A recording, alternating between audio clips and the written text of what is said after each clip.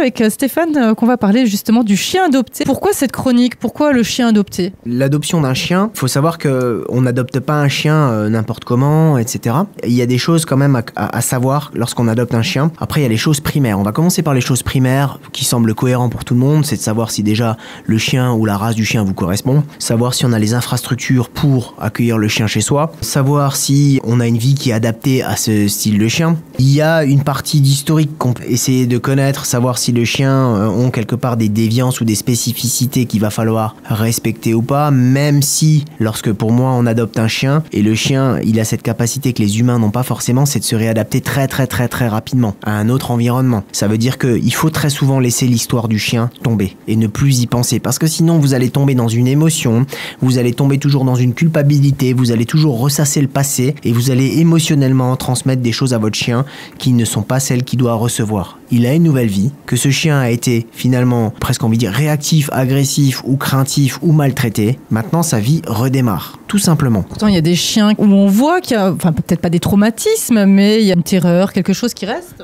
Complètement. Alors elle reste très souvent parce que le propriétaire, et c'est ce qui m'arrive très fréquemment chez les propriétaires qui adoptent des chiens, c'est de toujours me dire « il était sûrement maltraité, il avait sûrement un manque au niveau alimentaire, etc. etc. » J'ai envie de vous dire, on s'en fiche. Maintenant, le chien, lui, il est content de vous avoir, il est content d'avoir une nouvelle vie et il compte sur vous. Donc en fait, il faut savoir que le chien, dans les 2 premiers mois, il a une grosse période d'observation avec vous. Et ça va être déterminant. C'est-à-dire que si vous êtes tout le temps dans la complainte, oh le petit loulou il a été maltraité, etc. Le chien va très vite perdre confiance en vous. C'est-à-dire que vous allez tomber dans une suraffection que le chien va considérer comme finalement un manque de votre part. Il va pas pouvoir compter sur vous. Il va se dire là aujourd'hui les gens qui s'occupent de moi entre guillemets, je schématise, n'ont pas les épaules, n'ont pas la carrure. Je vais devoir prendre les devants. Et on va retomber sur des chiens où on va tomber sur des chiens qui finalement vont tomber dans l'aboiement, dans la crainte, peut-être même dans l'agressivité parce qu'ils vont vouloir vous protéger. Donc il va falloir garder ce que j'appelle finalement, même si le mot n'est pas